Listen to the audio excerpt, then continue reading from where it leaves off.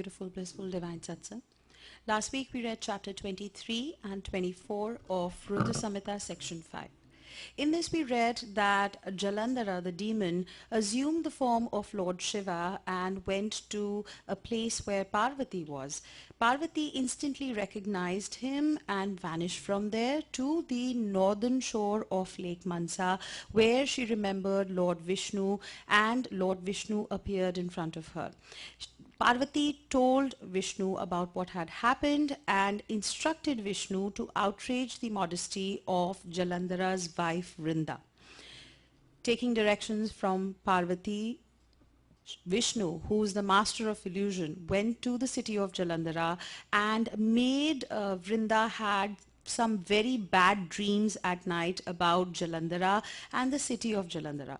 When she woke up in the morning, she saw sun, the rising sun with a hole, and it was repeatedly fading. All this made Jalandhara's wife very, very depressed, and she started wandering from forest to forest. When she was wandering in the forest, she saw certain demons. There were two demons, and she tried to flee from there, and there she saw a sage sitting with a disciple. This sage was actually Lord Vishnu, who had again created an illusion, and there was a disciple who was none other than the Sesa, the serpent of Lord Vishnu. Now, as she sought refuge in that sage, the sage drove away the demons, and she realized that, Vrinda realized that the sage is powerful, and she joined her palms in reverence and requested the sage to tell her about her husband, how her husband was faring in the war against Lord Shiva. So again, Vishnu wanted to deceive her, so he gave silent sympathies to her, and then he made two lordly monkeys appear with the head, body and limbs of Jalandhara. When Vrinda saw that, she was, of course, she fell unconscious and she regained consciousness. She was grieving heavily at the loss of her husband, and then she realized the power of the sage. She requested the sage to enliven her husband, and of course the sage did that. So she saw Jalandhara alive, and the sage vanished from there. Now after seeing Jalandhara, she embraced Jalandhara and she sported with Jalandhara in the forest for many days, but eventually she realized that it was not Jalandhara but Lord Vishnu. So she rebuked Lord Vishnu and she cursed him. She told Vishnu that he would also be distressed and he would roam around in the forest looking for his wife along with his disciple who was Sesa.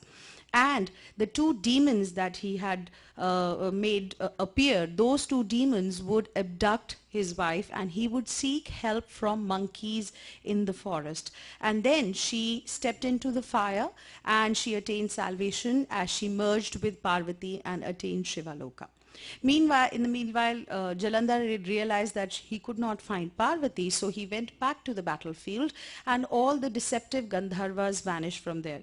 So Shiva, who was also deluded by the illusion of Jalandhara, suddenly regained consciousness and realized his surroundings and came back to the battlefront. When there was fight happening between Jalandhara and Shiva, there was a volley of arrows thrown by Shiva at Jalandhara, and Jalandhara realized that he was not as powerful as Shiva. So he again created an illusion. He created an illusion of Parvati crying, being tied in a chariot, and Shumba and Nishumba harassing Parvati. So again, seeing this, Lord Shiva was dispirited and dejected, and in that time Jalandhara attacked Lord Shiva. So Lord Shiva assumed a terrible form, and seeing this terrible form, all the demons in the battlefield, they fled, including Shumba and Nishumba, and all the illusion also went away. So as soon as Lord Shiva realized that, he cursed Shumba and Nishumba that they would be eventually killed by Parvati, and then started a fight between Jalandhara and Shiva. And Shiva again assumed a form which was like a dissolution of fire, and Jalandhara assumed a form of a lofty mountain like Meru. Then Lord Shiva, with his big toe of his feet, he created a sharp wheel in the water of the ocean, and he challenged Jalandhara that if he could pick up this wheel, then he's capable of fighting Shiva, else not. And hearing this, Jalandhara was very, very angry at Shiva, and then he started mocking Lord Shiva and abusing and using inappropriate words for Lord Shiva. This made the Lord furious, and he ultimately took the Sudarshana wheel and hurled it at Jalandhara. Jalandhara's head got severed and his body fell on the earth. The earth resonated, the entire universe was full of blood and flesh of Jalandhara, and at the bidding of Lord Shiva, that flesh and blood was taken to hell to create a pit of blood for the bad souls, for the souls that who would come to hell. And his splendor merged with Shiva's splendor. Seeing all this, the gods were delighted, and the universe attained normalcy. Now today we will be reading chapter 25, which is the prayers by the god, and chapter 26, which is the vanishing of Vishnu's delusion. We do not have Hindi reading. The English reading will be done by Manish Bhatla uncle. Hope you enjoyed today's reading. Jai Guruji, Shukrana Guruji.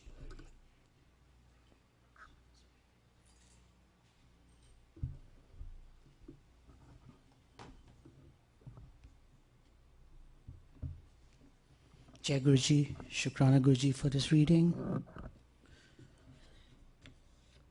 Chapter 25, Prayer by the Gods. Sanat Kumara said, Then Brahma, other gods and sages eulogized Lord Shiva humbly by means of pleasing words. The god said, O great Lord, Lord of the gods, favorably disposed to those who seek refuge, you always bestow happiness upon the saintly men and quell the miseries of your devotees. O Lord, you exhibit wonderfully good divine sports and are available by devotion. You are incapable of being attained or propitiated by the evil minds. Be favorable to us always. Even the Veda does not know your greatness in reality. Noble men sing your great glory to the extent of their intelligence. Indra and others sing your secret greatness always with pleasure and sanctify their own tongue. O Lord of gods, by your favor even a sluggish person realizes Brahma. The Vedas say that you are always attainable by devotion. You are merciful to the distressed, you are all-pervasive, you manifest yourself by good devotion, you are free from aberrations, you are the goal of the good. O Lord Shiva, by devotion alone people have attained the power of miracles. They became indifferent to the pleasures they enjoy or the miseries they have to face. O Lord, it was by his devotion alone that the founders of the Yadu family, the devotee Dasarha and his wife Kalavati attained great success. O Lord of gods, the king Mitrasaha and his beloved queen Madayanti attained great salvation through devotion to you. The daughter of the elder brother of the king of Kekayas, named Saumini, attained happiness inaccessibly to even great yogins by his devotion to you. O Lord, by devotion to you, the excellent king Vimarsana enjoyed worldly pleasures for 7 births in various ways and ultimately attained the goal of the good. The excellent king Chandrasena enjoyed all pleasures, became free from misery, and experienced great happiness here and thereafter by devotion to you. Sirkara, the son of the cowherdess and the disciple of Mahavira, enjoyed the goal of the good here and great happiness thereafter by his devotion to you. You removed the misery of King Satyaratha and you conferred good goal on him. You enabled the prince Dharmagupta to cross the ocean of worldly existence and made him happy here. O great Lord, mercifully you made the Brahmin Sukhisvatra, strictly adhering to devotion to you, gain knowledge along with his mother and made him rich too. By his devotion to you, the excellent king Chitravarman perpetually enjoyed in this world the pleasures inaccessible even to the gods and attained salvation the goal of the good. The prince Chandrangada, along with his wife Simantini, got rid of all miseries, enjoyed happiness, and attained great deal. The Brahmin named Mandara, who became a base knave, indulging in lecherous association with prostitutes, O Shiva, worshipped one of your women devotees and attained salvation along with her. O Lord, thanks to the favors of a devotee of yours, the prince Bradayu attained happiness free from pain and achieved great goal along with his mother. O Lord Shiva, even wicked sinners eating forbidden foodstuffs and indulging in sexual dalliance with all sorts of women have been liberated by their service to you. O Shiva, Sambara, a devotee of yours, smearing himself with the ashes of the funeral pyre, attained your region along with his wife, thanks to his regular adherence to Brahma. O Lord, the son of Bhadrasena and the son of his minister, both of virtuous and auspicious rite and regular wearers of Rudraksha beads, enjoyed good pleasures here and became liberated thanks to your grace. The two devotees who had been monkey and cock in the previous birth became the ornaments of Rudra. O Lord, always engaging in uplifting the devotees, the two courtesans, Pingala and Mahananda, attained the goal of the good thanks to their devotion to you. The Brahmin girl Sarada, who had become a widow in childhood, was fortunate to regain her lost husband and was blessed with sons, thanks to the power of devotion to you. Binduga, a Brahmin only in name, a harlot monger, and his wife Kankula attained great salvation in hearing your glory. O Lord Shiva, friends of the distressed, storehouse of the mercy, many living beings have attained the goal in this way. O Lord Shiva, you are great. You are greater than Prakriti and Parusa. You are the Brahma. You are devoid of attributes as well as support of attributes in the form of Brahma, Vishnu, and Rudra. You are free from aberrations, O Lord of all. You perform different activities incessantly. O Lord Shiva, we all, Brahma and others, are your slaves. O Lord of gods, be pleased. O Shiva, protect us ever. O Lord, we are your subjects and we ever seek refuge in you. Sanat Kumara said, after eulogizing Brahma, other gods and the great sages, the gods remained silent with their minds fixed on Shiva's feet. The great Lord Shiva heard the auspicious praise of the gods, conferred boons on them, and then vanished immediately from the scene. Brahma and other gods were jubilant as the enemies had been killed. Delightfully singing the great glory of Shiva, they left for their own abodes. This great narrative describing the suppression of Jalandhara is a sanctifying story of Lord Shiva that destroys all sins. This prayer of the gods is holy and destructive of sins. It bestows happiness on the devotees and is delightful to Shiva. He who reads or teaches the two narratives enjoys great happiness here and becomes the Lord of Ganas thereafter. Chapter 26, the vanishing of Vishnu's delusion. Vishnu said, O son of Brahma, obeisance be to you. O excellent devotee of Shiva, you are blessed since you have narrated this highly divine and auspicious story of Shiva. O sage, now narrate lovingly the story of Vishnu. After enchanting Vrinda, what did he do? Where did he go? Sanat Kumara said, O Vaishya, listen. O intelligent, excellent devotee of Shiva, listen to the good story of Vishnu mingled with the story of Shiva. When Brahma and other gods became silent, Lord Shiva, favorably disposed to those who seek refuge in him, was delighted and said, Shiva said, O Brahma, O ye excellent gods, it is for you that Jalandhara has been killed by me, although he was part of myself. Truth, it is the truth that I say. O dear gods, tell me the truth. Hey, and have you not attained happiness?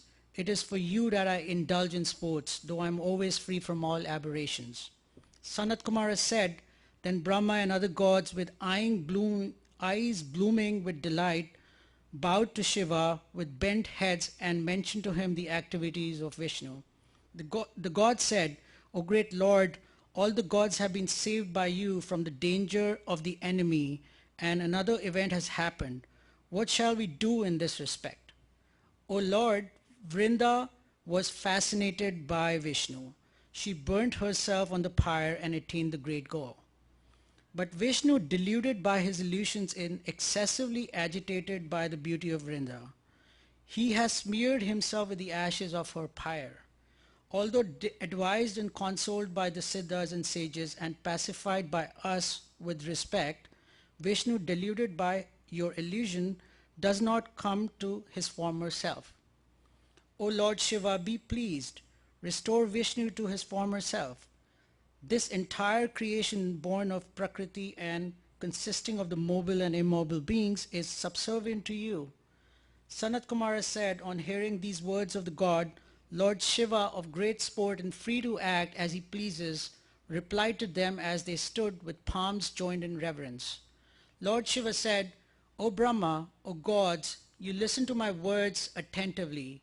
My illusion deludes all the words. It cannot be transgressed. The entire universe, including gods and human beings, is subservient to it.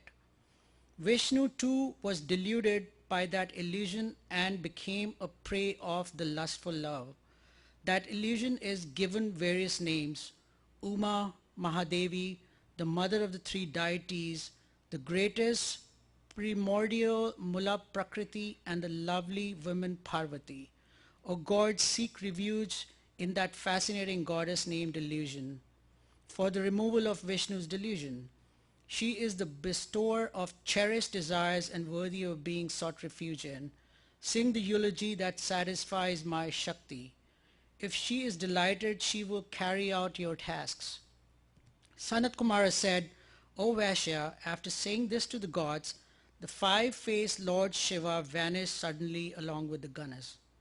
At the bidding of Shiva, Brahma and other gods, including Indra, mentally eulogized to the primordial Prakriti, favorably disposed to her devotees. The gods said, we bow to the primordial Prakriti from which emanates the three attributes, sattvas, rajas, and tamas, that cause creation, sustenance, and annihilation, and by whose desire the universe is evolved and dissolved. May the great illusion save us, the great Prakriti that presides over the 23 principles well enunciated in the universe. We bow to the primordial Prakriti whose forms and activities are not known to the three worlds. We bow to the primordial Prakriti favorably disposed to the devotees. Persons endowed with devotion to her are not bedeviled by poverty, delusion, and destruction. O great goddess, please carry out our tasks. O Parvati, please remove the delusion of Vishnu. O goddess Durga, obeisance be to you. O Shiva, when the fight between Jalandhara and Shiva started for killing Jalandhara, Vrinda was deluded by Vishnu at the bidding of Gauri. She was made to forsake her virtue and reduced to ashes in the fire. She attained salvation. Jalandhara was slain in the battle by Shiva, who took pity on us and who always blesses his devotees. We have been relieved from his fear. It is at his bidding that we all have sought refuge in you. You and Shiva, O goddess, are always engaged in uplifting your devotees. Infatuated by the beauty of Vrinda, Vishnu is staying there itself. He has lost his balance. He is deluded. He has smeared himself with the ashes of her pyre. O great goddess, deluded by your illusion, Vishnu does not come to his own, though advised and consoled by the gods and siddhas. O great goddess, be merciful. Enlighten Vishnu so that he shall return to his region and carry out the task of the gods with a settled mind. Eulogizing thus, the gods saw a sphere of refulgence in the sky, pervading all the quarters with its flame. O Vaishya, Brahma, and other gods, including Indra, heard a celestial voice from the sky bestowing their desire. The celestial voice said, O gods, it is I who stand in three forms by the variety of the three attributes, Rajas, Sattva, and Tamas. The three forms are Gauri, Lakshmi and Saraswati. Hence you go to them respectfully at my bidding.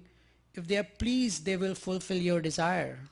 Sanat Kumara said, even as the gods were listening to this speech with eyes gaping with wonder, the refulgence vanished. On hearing the speech, the gods, urged by it, bowed respectfully to Gauri, Lakshmi and Saraswati. Brahma and other gods eulogized the goddess with various speeches and bowed their heads. Then the goddess appeared in front of them suddenly, O Vaishya, illuminating the quarters with their wonderful brilliance. On seeing them, the goddess eulogized them with great devotion and delighted minds. They submitted what they wanted to be carried out. They bowed and eulogized the goddesses who are favorably disposed to the devotees, faced the gods and addressed them eagerly after giving them seeds. The goddess said, sow these seeds in the place where Vishnu is standing. Then your task will be fulfilled. Sanat Kumara said, O sage, after saying this, the goddess, the Saktis of Shiva, Vishnu and Brahma, possessed of the three attributes, vanished. Then Brahma and other gods, including Indra, took the seeds and went to the place where Vishnu was standing. The gods sowed these seeds in the ground where the pyre of Vrinda had been lit. O sage, they stayed there thinking these were parts of Shiva's Shakti. One of the seeds sown, O great sage, three plants shot up: the myrobalan, the jasmine and the holy basil. The myrobalan is born of the Creator's Shakti, the jasmine of Lakshmi and holy basil of Gauri, born of the attributes Tamas, Sattva and Rajas. O sage, on seeing the plants in the form of ladies, Vishnu stood up with excitement of infatuation over them. On seeing them, he was deluded and his mind became overwhelmed with lust. The two plants, the holy basil and myrobalan, looked at him lovingly. The woman-like plant born out of the seeds by the Shakti of Lakshmi became jealous of him. Hence the plant came to be known Varvari, a kind of wild basil, and was despised by all. The Dhatri and the Tulsi are always pleasing to him due to their love and affection. Then Vishnu forgot his sorrow. Accompanied by them, he went to Vaikuntha fully satisfied. He was bowed to by all the gods. O great Brahmin, myrobalan and the holy basil shall be understood as the favorites of God in the month of Kartika, especially of Vishnu. There too, O great sage, the holy basil is the most blessed and the most excellent. Except Ganesha, it delights every deity and bestows all desires. On seeing Vishnu settled again in Vaikuntha, Brahma, Indra and other gods bowed to and eulogized him and then left for their respective abodes. O excellent sage, Vishnu too settled in his own world, freed from delusion and enlightenment, became happy remembering Shiva as before. This is a narrative that destroys sins, bestows desires to all men. It increases perfect knowledge and quells all aberrations of base lust. He who reads or teaches this every day, he who hears or narrates this with devotion attains the greatest goal. The intelligent man who reads this most excellent narrative and goes to war with excellent will become victorious. There is no doubt about it. This yields the knowledge of Vedas to the Brahmins, victory to the Kshatriyas, wealth to the Vaishyas, and happiness to the Sudras. O Vaishya, it confers devotion to Shiva. It destroys the sins of all person. It bestows the good goal here and thereafter. This concludes today's reading. Jai Guruji.